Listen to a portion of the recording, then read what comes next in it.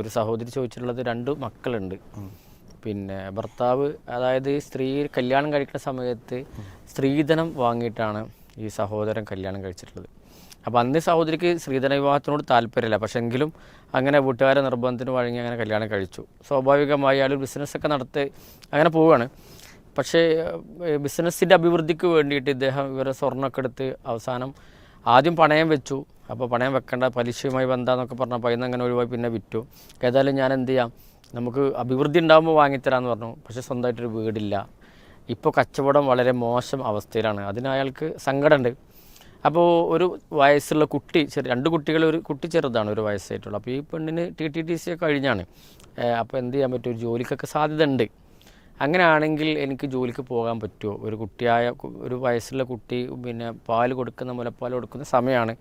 അപ്പോൾ അതൊരു പ്രശ്നമാകുമോ എന്നുള്ള ഒരു സങ്കടം, അവർക്കൊരു പ്രയാസമുണ്ട്. അപ്പോൾ അതാണ് അവർ ചോദിക്കുന്നത്. ഒന്നാമത്തെ ഒരു ചോദ്യം ഇതിലിപ്പോൾ എന്താണെന്ന് വിചാരിച്ചാൽ, ഇവിടെ സംരക്ഷണ ചുമതലയും ഇവർക്ക് ചെലവിന് നൽകാനുള്ള കാര്യങ്ങളും എല്ലാം അത് 100% ഭർത്താവിൻ്റെ മേൽ ബാധ്യതയാണ്. അയാൾ നിർവഹിക്കേണ്ട പാർട്ട് അയാൾ നിർവഹിക്കാതെ വരുമ്പോൾ, അയാൾക്ക് സാധിക്കാതെ വരുമ്പോൾ ഒരു വൈഫിന് സഹായിക്കാം. പക്ഷെ അവരതിലേക്ക് നീങ്ങുമ്പോൾ ഉണ്ടാകുന്നൊരു പ്രശ്നം എന്താണെന്ന് വെച്ചാൽ, ഇവിടെ കുട്ടികൾ എന്താകും, അനാഥമായി. അപ്പോൾ എങ്ങനെയാണ് അവിടെ കുട്ടികൾക്ക് ഉമ്മയുടെ ഒരു അസാന്നിധ്യം അറിയിക്കാതെ അവർക്കൊരു ജോലിക്ക് പോകാൻ പറ്റുമെങ്കിൽ അതിനൊന്നും ബുദ്ധിമുട്ടില്ല, ഭർത്താവിനെ സഹായിക്കുകയും ചെയ്യാം.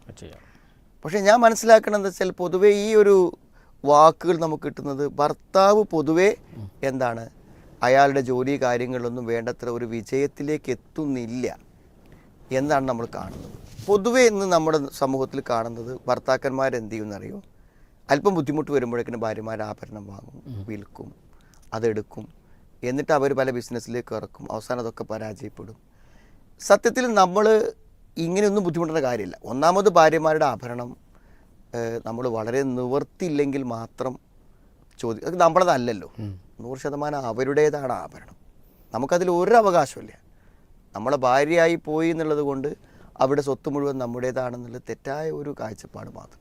അവിടെ സ്വത്ത് അവർക്ക് ഇഷ്ടമുണ്ടെങ്കിൽ നമുക്ക് തരാം, അത് പിന്നെ കടമായി തരാം, അല്ലെങ്കിൽ ഒരു സമ്മാനമായി തരാം എന്നതിൽ കവിഞ്ഞ് അവരെന്താണ് നിൻ്റെ ആഭരണം താ എന്ന് പറയാനുള്ള ഒരു നിലക്കുള്ള അവകാശം നമുക്കില്ല. ഇത് വാങ്ങിക്കഴിഞ്ഞാൽ അവസ്ഥ എന്താ വെച്ചാൽ, ഇവരുടെ വീട്ടിൽ നിന്ന് കിട്ടുന്ന, അല്ലെങ്കിൽ അവരുടെ ഒരു സമ്പാദ്യമായി കിട്ടുന്ന ഒരു കാര്യം, അത് പിന്നീട് എന്താ വെച്ചാൽ ജീവിതത്തിൽ ഒരു അസറ്റായിട്ട് അവർ കാണുകയാണ്. അത് നഷ്ടപ്പെട്ടു പോയാൽ അവർക്ക് ഭയങ്കര ടെൻഷനായിരിക്കും. ഈ ടെൻഷൻ ഏത് കാലത്തും നിലനിൽക്കും.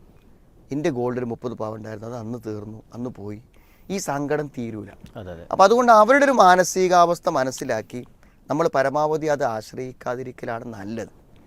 ഇനി അങ്ങനെ വാങ്ങുന്ന ആളുകൾ എന്താ വെച്ചാൽ പൊതുവേ ഒരു അധ്വാനത്തിനോ പരിശ്രമമൊന്നും വലിയ താല്പര്യമില്ലാത്ത ആളുകളായിരിക്കും. വെറുതെ ഒരു പരീക്ഷണത്തിന് ഓരോന്നും നടത്തി അത് പരാജയപ്പെട്ട് വീട്ടിലിരിക്കണം.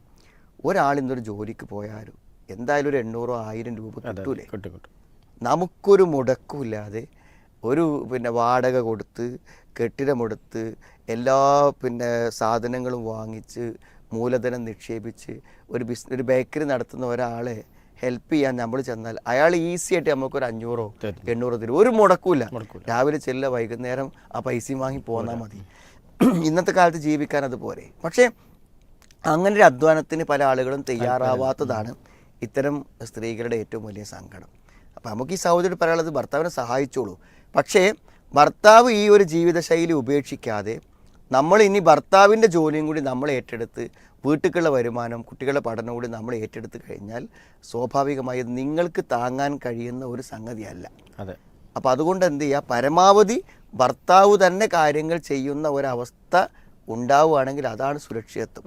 എന്നാൽ നിവൃത്തിയില്ലാത്തൊരു ഘട്ടത്തിൽ ഭർത്താവിനെ സഹായിക്കുക, നമ്മുടെ കാര്യങ്ങൾ പോവാൻ അവർ ക്വാളിഫൈഡ് ആണെങ്കിൽ കുട്ടികൾക്ക് ബുദ്ധിമുട്ട് വരാതെ അവരെന്ത് ചെയ്യുക. പക്ഷേ അപ്പോഴും നമ്മൾ പറയാം, മുൻഗണന എന്തിനു തന്നെയാണ് കുട്ടികൾക്കാണ്. അവർക്ക് ഉമ്മയുടെ അസാന്നിധ്യം ഒരു പ്രശ്നമാവില്ലെങ്കിൽ അവർക്ക് ജോലിക്ക് പോവാം. അതല്ലെങ്കിൽ ആ കുട്ടികളോടുള്ള കടമക്ക് തന്നെയാണ് നമ്മൾ ഏറ്റവും മുൻഗണന കൊടുക്കുന്നത്.